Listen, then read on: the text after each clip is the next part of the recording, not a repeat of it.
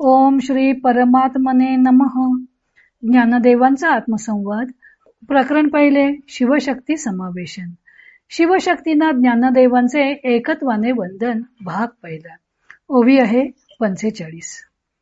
ज्ञानदेव शिवशक्तींच्या अलौकिक संसाराचे चित्रण केल्यावर त्यांना नमन करत आहेत. ज्ञानदेव म्हणतात, हे असो नामरूपाचा भेद शिरा, गिळीत एकार्थाचा उजिरा, नमो तया शिवबोहरा, ज्ञानदेव म्हणे. ज्ञानदेव म्हणतात, आता हे वर्णन पुरे झाले. नामरूपांचा भेदरूपी शिरा गिळून एकार्थाचा प्रकाश देणाऱ्या शिवशक्तीरूपी जोडप्याला मी वंदन करतो, असे ज्ञानदेव म्हणतात.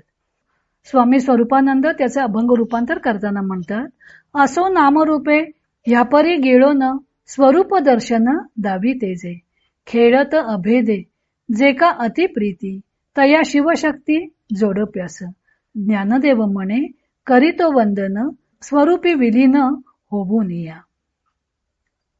प्रणवाक्षरारूढ अशी शिवशक्ती आपल्या मूळ दशेची वैरी आहे. कारण मूलतः अद्वैत असूनही ही दोघे द्वैत दाखवत असली तरी अद्वैताचा मार्ग प्रशस्त होण्यासाठी त्यांना शरण जावं लागतं. कारण द्वैताचा पडदा दूर करण्यास तीच समर्थ असतात.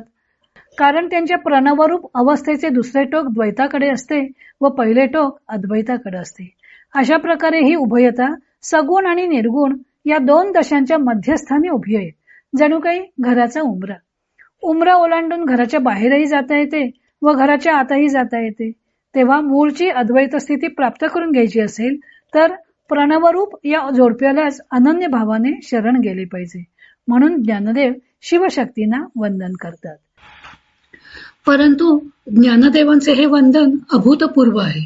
सामान्यपणे नमनात जी आगतिकता, हतबलता दिसून येते तिचा येथे मागमूसही नाही.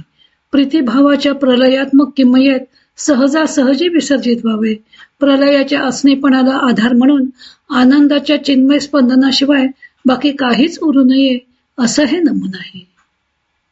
हे असो असं म्हणून त्यांनी आतापर्यंत जे शिवशक्तीच्या संसाराचं वर्णन केलं त्याला पूर्णविराम दिलेला आहे व नमोदया शिवबोहरा असं म्हणून त्यांना नमस्कार केला आहे. या शिवशक्तींना त्यांनी नामरूपाचा भेदशिरा गिळीत व एकार्थाचा उजिरा अशी दोन विशेषणं वापरून त्यांचे कार्य वर्णिले आहे. नामरूपाचा भेदशिरा गिळीत. शिवशक्ती नामरूपी द्वैतात्मक प्रपंच गिळून टाकतात आणि एकार्थाचा अद्वैताचा प्रकाश करतात. 44व्या ओवीपर्यंत शिवशक्तीच्या संसाराचे चित्र रेखाटल्यावर ज्ञानदेवानी अनन्य भावाने त्यांना नमस्कार केला आहे. ज्याप्रमाणे शिवशक्ती भेदप्रवाह निर्माण करून आत्मसुखाचे वैरी होतात त्याचप्रमाणे सर्व भेद गिळून टाकून सुखरूपही होतात. म्हणून ज्ञानदेव त्यांना अनन्य भावाने नमस्कार करत आहेत. ज्ञानदेवानी नामरूपात्मक जगतावर शिरा या पदार्थाचा आरोप केला आहे. शिऱ्यात रवा, पाणी व साखर या तीन गोष्टी असतात. एका ठराविक कृतीने तिन्ही एकत्र आल्या की त्याला शिरा असं नाव मिळतं. आता मूळ घटक पदार्थांपासून हा नवीनच पदार्थ बनलेला असतो. त्यात रवा व साखर असते पण ते दोन पदार्थ वेगळे करता येत नाहीत. त्याला मग वेगळे नाम आणि रूप प्रतीत होते. त्याप्रमाणेच शिवशक्तीपासून हे नामरूपात्मक जगत निर्माण झालेले आहे. कोणताही पदार्थ अस्ति, भाती, प्रिय या तीन गुणांनी युक्त असतो. अस्ति म्हणजे अस्तित्वात असतो, भाती म्हणजे प्रकट होतो व प्रिय होतो. आता अप्रियही होऊ शकतो पण त्यात प्रिय शब्द आहेच. अप्रिय झाला तर त्याचा त्याग करण्याविषयी प्रियत्व असते आणि प्रिय झाला तर स्वीकारण्याविषयी प्रियत्व असते. नामरूपानी हे जगत निर्माण होते तेव्हा रूपामध्ये अस्ति, भाती, प्रिय हे स्वरूप अखंड असते. प्रत्येक रूप हे अस्ति, भाती व प्रिय या तीन घटकांनी युक्त असते. परंतु नामात मात्र हे अखंडत्व नसते. रूपागणी घट, पट वगैरे नामे भिन्न असतात. घडा, चूल, सुरई, फुलदाणे वगैरे मातीपासून बनलेल्या पदार्थांची नावे बदलली तरी त्यांचे अस्थिरूप जात नाही. ते भिन्न रूपाने प्रकट होतात. रूप बदलत जाते तसे नामही बदलत जाते. म्हणजे नामरूपे ही कल्पित असतात. नामरूपे बदलली तरी मूळ वस्तू बदलत नाही. आता नामरूपे मिथ्या ठरली की सत्य काय याची जिज्ञासा निर्माण होते व साधक नामरूपे ज्याच्यामुळे निर्माण झाली आहेत त्याचा शोध घेऊ लागतो. नामरूपे कशामुळे निर्माण झाली? तर शिवशक्तीमुळे. शिवशक्ती कशामुळे निर्माण झाली? तर परमात्म्याच्या स्वरूपावलोकनाच्या इच्छेतून. मग हे शिवशक्तीचे द्वैत बाजूला करून मुळापर्यंत जावे लागते.